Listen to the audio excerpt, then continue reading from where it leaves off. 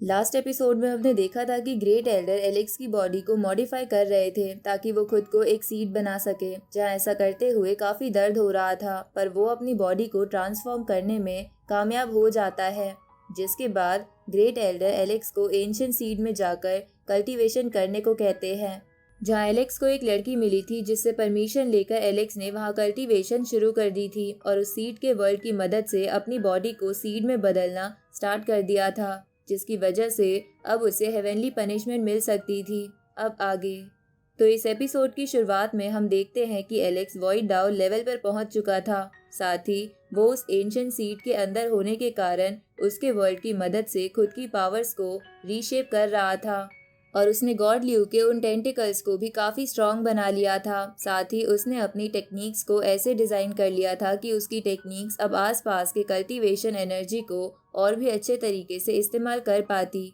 ये देखकर वो लड़की हैरान थी और बोलती है कि ये सब कैसे हो सकता है, ऐसे दृश्य के बारे में मैं कभी सोच भी नहीं सकती। तभी बहुत सारी बेल्स हेवन से नीचे आती है। उसी वक्त एलेक्स अपनी गॉड ल्यू की पावर्स को सील में कन्वर्ट करके उस लड़की को पकड़ा देता है। ये देखकर वो लड़की बोलती है कि ये लड़का ऐसी ऐसी चीजें कर रहा है जिसकी वजह से हेवन इसे अंत तक खत्म करने की कोशिश करेगा। उसी वक्त वो सभी बेल्स अपनी थंडर एनर्जी एलेक्स पर गिरती है, जहाँ थोड़े ही समय में एलेक्स राख बन जाता है। ये देखकर वो लड़की बोलती है कि मुझे जैसा कि अंदाजा था कि हेवन के अगेंस्ट कोई नहीं जा सकता। अब वो लड़की एलेक्स की राख को अपने हाथों में लेते हुए बोलती है कि हेवन निर्दयी है, पर तभी वो अपने हाथों में एक सीड को देखती है। उसी वक्त उस सीड में से एलेक्स की आवाज़ आती है, जो बोलता है कि मैंने हर तरीके का दर्द झेला है, हर पनिशमेंट देखी है, लेकिन ये सफ़र कभी ख़त्म नहीं होता।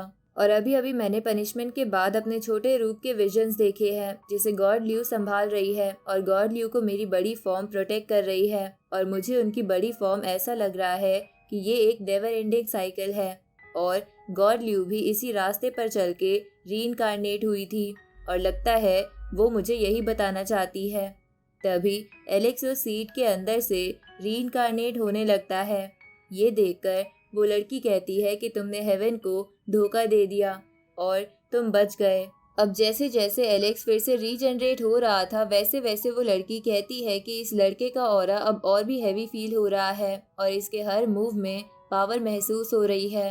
तभी एलेक्स अपनी तलवार निकालकर उस जगह से निकलने के लिए आसमान में ट्रैक बनाता है, जिसके बाद वो उस लड़की को यहाँ कल्टीवेशन करने देने के लिए थैंक यू बोलता है और अपनी सील भी ले लेता है। ये सब सुन के वो लड़की कहती है कि जो तुमने आज फेस करा है वो कभी कोई फेस नहीं कर सकता। जिस बात पर तुम आज चले हो उस पे कोई नहीं चल सकता और अब हम दोनों की मुलाकात एक नेक्स्ट एरा में होगी।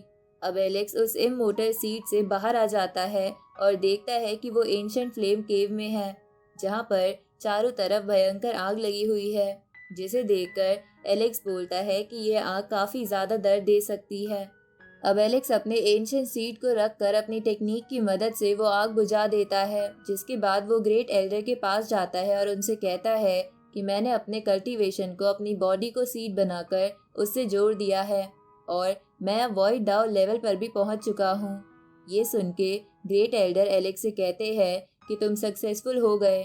जिस बात पर आज तुम चले हो उस पर बहुतों ने चलने की कोशिश करी थी, पर कोई भी इसे एंड तक कंप्लीट नहीं कर पाया, लेकिन तुम अलग निकले, तुम्हारा नाम हिस्ट्री में लिखा जाएगा। अब ये बोल के ग्रेट एल्डर खुश होने लगते हैं, क्योंकि इस बात पर उन्होंने भी चलने की सोची थी, पर वो इसके लिए हिम्मत नहीं जुटा पाए। तभी एलेक्स अपना एंशिएंट सीड बाहर निकालकर ग्रेट एल्डर से कहता है कि इस सीड से बाहर निकलने के लिए मैंने इसमें क्रैक बनाया था, इसलिए मुझे इसे हील करने के लिए कुछ मेडिसिन चाहिए। क्या आप मेरी मदद कर सकते हो? ये सुन के ग्रेट एल्डर बूटियान पेवेलियन की स्पेशल मेडिसिन एलेक्स को देते हैं, जिसकी मदद से एलेक्स वो एंशिएंट सीड हील कर देता है। तभी सामने की ओर थोड़ी आगे बहुत ज़्यादा हलचल होने लगती है, जिसे एलेक्स देखने के लिए आगे जाने लगता है। तो ग्रेट एल्डर एलेक्स को रोकते हुए कहते हैं कि आगे बहुत खतरा है, तुम भी उसमें कोई मदद नहीं कर सकते, तुम्हें पहले अपनी एकेडमी वापस जाना होगा। तो ये सुन के एलेक्स एकेडमी की ओर वापस जाने लगता है, जहाँ जाने से पहले ग्रेट एल्डर टेलीपैथी के थ्रू एलेक्स को बताते हैं कि पिछले 2.5 सालों में तुम सबसे दूर थे और शायद तुम्हें पता ना हो कि सैक्रेड इमोर्टल एकेडमी में कई सारे जीनियस उभर कर आए हैं, जिनमें से 4 तो सबसे ऊपर है और सब उन्हें 4 ग्रेट सुप्रीम बुलाते हैं। पर मेरे अकॉर्डिंग उन एकेडमीज में 2 और यंगस्टर्स हैं जिनमें काफ़ी ज़्यादा पोटेंशियल है, जिनमें से एक तो तुम्हारा वो दोस्त 10 क्राउन किंग है, जिसने लास्ट 12 महीने वर्ल्ड ट्री के पौधे के साथ अपनी बॉडी को अटैच करने में लगा दिए और उसका फाउंडेशन अब बहुत स्ट्रांग है। और दूसरा है सैक्रेड एकेडमी का जिन जान, जो कि डिफ़िकल्ट पाथ पर चलने के लिए जाना जाता है। वो सिर्फ आधे साल में 2 लेवल पार करके वॉइड डाउ लेवल पर पहुंच चुका है और अब दूसरे वर्ल्ड के डीमंस को रोकने के लिए तीनों एकेडमीज ने फिर से एक्सचेंज प्रोग्राम शुरू कर दिया है। साथ ही आज सभी एकेडमीज के इमोर्टल मेंशन ओपन है, तो तुम जाकर देखो तुम्हें कोई अपॉर्चुनिटी मिलती है। ये सब सुन के एलेक्स ग्रेट एल्डर से बोलता है कि ये जगह खतरनाक है, इसलिए अब संभल कर रहना। इस पे ग्रेट एल्डर एलेक्स से कहते हैं कि तुम जल्द ही यहाँ से निकल जाओ और किसी को इस जगह के बारे में मत बताना। अब उसके जाने के बाद ग्रेट एल्डर मन में सोचते हैं कि एलेक्स की ट्रांसफॉर्मेशन कमाल की है, इसने ज़रूर बहुत दर्द झेला होगा, लेकिन फ्यूचर में इसे और दर्द झेलना होगा। अब ग्रेट एल्डर थोड़ा आगे जाकर उस जगह पहुंच जाते हैं जहां हलचल हो रही थी, जहां वो एक सुप्रीम बीइंग को देखते हैं जो हड्डियों से घिरा हुआ था। तभी एल्डर उससे कहते हैं कि मैंने कभी नहीं सोचा था कि इस जगह पर एक सुप्रीम बीइंग होगा। क्या तुम अपने फ्यूचर जनरेशन को कोई मैसेज देना चाहते हो? तो वो सुप्रीम बीइंग अपनी पावर रिलीज करने लगता है। इस तरफ हम इमोर्टल, सैक्रेड और टियानसेन एकेडमी के स्टूडेंट्स को देखते हैं, जहां इमोर्टल और सैक्रेड एकेडमी आपस में एक ट्रेजर के पीछे लड़ रहे थे। तभी एलेक्स वहां पहुंच जाता है और दूर से ये सब देखने लगता है। तभी एक स्टूडेंट सभी से कहता है कि 4 ग्रेट सुप्रीम्स आपस में लड़ रहे हैं, लेकिन उनकी लड़ाई जल्दी खत्म नहीं होगी, इसलिए फिलहाल तो हमें वेट ही करना होगा। इस पे दूसरा स्टूडेंट बोलता है कि उनमें से जो भी जीतेगा उसकी एकेडमी को इमोर्टल अवार्ड में एंटर होने का मौका मिलेगा, लेकिन वो अपनी पूरी जान लगा देंगे। तभी वहाँ पर पर्पल सन नाम का इमोर्टल एकेडमी का स्टूडेंट आता है और बोलता है कि इमोर्टल एकेडमी की जीत पहले से तय है और ये ट्रेजर भी हमारा ही है, इसलिए अब पीछे हट जाओ। उसी वक्त दाजू नाम का सैक्रेड एकेडमी का स्टूडेंट भी वहां आ जाता है और बोलता है कि ये सब क्या चल रहा है। तो उसे देखकर कुछ लोग बोलते हैं कि इसकी सैक्रेड एकेडमी ने लड़ने के लिए किसी मॉन्क को भेज दिया। तभी उस मॉन्क का दोस्त भी वहां आ जाता है और सबसे बोलता है कि तुम सबको अपने सीनियर की इज्जत करनी चाहिए। अब वो दोनों पर्पल सन पर अटैक करने लगते हैं, जिसकी एनर्जी की वजह से नॉर्मल स्टूडेंट्स को वहां खड़े रहने में प्रॉब्लम हो रही थी। तभी वहां लेंजिया नाम की इमोर्टल एकेडमी की स्टूडेंट आती है और बोलती है कि तुम्हें क्या लगता है कि तुम 2 जने मिलके अकेले पर अटैक कर सकते हो। अब वो लड़की भी पर्पल सन का साथ देने लगती है। तभी पर्पल सन भी उस मॉन्क के दोस्त से कहता है कि क्या तुम्हें याद है जब लास्ट बार तुमने मुझ पे अटैक करा था तो मैंने तुम्हारा क्या हाल करा था। ये सुन के वो स्टूडेंट बोलता है कि अगर तुम्हें ज़्यादा ही पुरानी बातें याद करने का शौक है तो मैं तुम्हें हिस्ट्री ही बना देता हूँ। अब ये बोल के वो उस पर्पल किंग पर अटैक करता है, पर वो पर्पल किंग अपने आप को डिफेंड कर लेता है। तभी लेंजियान उस मॉन्क से लड़ने लगती है। उसी वक्त नीचे वाली रिवर में हलचल होने लगती है और उसके अंदर से मिस्टीरियस बॉक्स बाहर आता है, जो वही ट्रेजर था जिसके लिए वो लड़ रहे थे। अब इमोर्टल एकेडमी का स्टूडेंट सबको शांत कराते हुए कहता है कि 2 एकेडमी के सीनियर्स लड़ रहे हैं, इसलिए जो भी जीतेगा वो ट्रेजर उस एकेडमी का हो जाएगा। इस पे एक सैक्रेड एकेडमी का लड़का बोलता है कि मेरी एकेडमी ही ये फाइट जीतेगी और मैं ही ये ट्रेजर कलेक्ट करूंगा और तुम बस ये सब होते देखना। इसके बाद वो लड़का तियानसेन एकेडमी के स्टूडेंट्स का मजाक बनाते हुए कहता है कि तुम्हारी एकेडमी में तो लड़ने के लिए कोई है भी नहीं, तुम्हें तो यहाँ से वैसे भी भाग जाना चाहिए। ये सुन के तियानसेन एकेडमी का स्टूडेंट बोलता है कि ये तियानसेन एकेडमी की टेरिटरी है, इस ट्रेजर को यहाँ से ले जाने का मतलब सीधा सीधा चोरी है। इस पे वो लड़का कहता है कि डीमंस हम पर हमला करने वाले हैं, इसलिए यहाँ पर कोई टेरिटरी नहीं है। और अब ट्रेजर सिर्फ उनको बिलोंग करेंगे जो ताकतवर होगा। अब ये बोल के वो लड़का मजे लेने के लिए तियानसिन एकेडमी के स्टूडेंट्स को घुटनों पर ले आता है। तो ये देखकर तियानसिन एकेडमी के स्टूडेंट्स बोलते हैं कि हमारी एकेडमी के सभी अच्छे स्टूडेंट्स ने बाकी दोनों एकेडमी ज्वाइन कर ली और अब ये हम पर अत्याचार कर रहे हैं।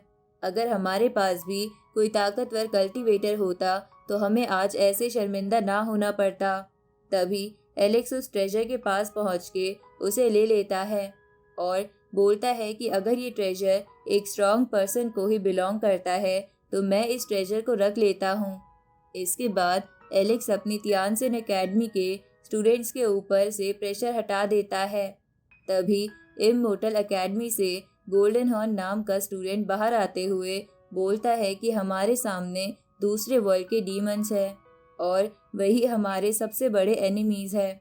इसलिए हमें अब इंसानों का भला देखना चाहिए और भलाई इसी में है कि तुम ये ट्रेजर इममोर्टल एकेडमी को दे दो ताकि हम और ताकतवर हो सके। ये सुन के एलेक्स बोलता है कि मुझे तो ये बिल्कुल भी ठीक नहीं लगता। तुम लोग इतने ताकतवर होने के बावजूद भी हमारी टेरिटरी से ट्रेजर चुरा रहे हो और तियानसिन एकेडमी के स्टूडेंट को नौकर जैसा ट्रीट कर रहे हो और तुम्हें लगता है कि ये सब इंसानियत का काम है। अगर तुम्हें इतनी इंसानियत फैलानी है तो मेरे हाथ से ये ट्रेजर छीन लो। ये सुन के वो गोल्डन हॉर्न अपना अटैक तैयार करते हुए खुद को गोल्डन हॉर्न राइनो में बदल लेता है और एलेक्स के ऊपर अटैक करने लगता है। तभी एलेक्स अपनी नई बॉडी और कल्टीवेशन पाथ से एक नई टेक्निक डिजाइन करता है जिसके कारण एलेक्स के बस टच करने से ही गोल्डन हॉर्न का वो हॉर्न टूट जाता है और वो अपनी नॉर्मल फॉर्म में आकर काफ़ी ज़्यादा इंजर्ड भी हो जाता है। ये देखकर तियानसिन एकेडमी के स्टूडेंट बातें करने लगते हैं कि इस लड़के ने तो बस अपना एक मूव चला था और उसमें भी इसने अपनी ताकत नहीं डाली थी। इधर पर्पल सन और बाकी कल्टीवेटर्स भी ये देखकर हैरान थे। तभी लेंजियान बोलती है कि इस लड़के ने ये कैसी टेक्निक इस्तेमाल करी है। ऐसा लग रहा था कि इसकी टेक्निक किसी भी कल्टीवेशन रूल को फॉलो नहीं करती। तभी तियानसिन एकेडमी की एक स्टूडेंट एलेक्स को पहचान लेती है कि वो हुआंग है। तो हुआंग का नाम सुन के लेंजियान बोलती है कि ये नाम तो सुना सुना लग रहा है। अब वो उस मॉन्क से बोलती है कि तुम्हारी एकेडमी में भी तो एक जिनजान नाम का कल्टीवेटर है जो हुआंग के ही कल्टीवेशन पाथ को कॉपी कर रहा था और वो एक बार मरने भी वाला था। ये सुन के वो मॉन्क कहता है कि हाँ ये सच है। तभी वो मॉन्क का दोस्त बोलता है कि मैंने ये भी सुना है कि हुआंग को खाना बहुत पसंद है और उसने एक बार एक बीस्ट को कच्चा खा लिया था। ये सुन के गोल्डन हॉर्न डर जाता है और पर्पल सन के पीछे छुप जाता है। ये देखकर एलेक्स बोलता है कि तुम भाग क्यों रहे हो? मैंने सुना है कि राइनो का मीट काफ़ी टेस्टी होता है। तभी पर्पल सन बोलता है कि मैं भी देखता हूँ कि कौन तुम्हें टच करता है। इसके बाद वो एलेक्स से बोलता है कि आज मैं तुम्हें ख़त्म कर दूंगा। अब ये बोल के वो एलेक्स पर अटैक करता है पर एलेक्स अपनी थोड़ी सी पावर से उस पर्पल सन को ज़मीन पर देकर मारता है जिसकी वजह से वो थोड़ा इंजर्ड हो जाता है। अब पर्पल सन फिर से खड़ा होते हुए बोलता है कि तुम्हें क्या लगा था कि मुझे यहाँ सपोर्ट करने के लिए कोई नहीं है। तभी इममोर्टल एकेडमी के स्टूडेंट्स उसके पीछे आ जाते हैं। तभी एक आवाज़ आती है जो बोल रही थी कि तुम्हें क्या लगता है कि हुआंग के सपोर्टर्स नहीं हैं। उसी वक्त एलेक्स के सारे दोस्त वहाँ आके खड़े हो जाते हैं जिसके बाद मोटा लड़का एलेक्स से बोलता है कि तुम यहाँ आ गए और मुझे बताया भी नहीं। इस पे एलेक्स कहता है कि मुझे पता था कि तुम्हें मेरे बारे में पता चल ही जाएगा। उसी वक्त एलेक्स बोलता है कि जिसको भी मेरी स्ट्रेंथ चेक करनी हो वो आगे आ सकता है। तभी एलेक्स के सारे दोस्त भी लड़ने के लिए तैयार हो जाते हैं और इसी के साथ ये एपिसोड यहीं ख़त्म होता है।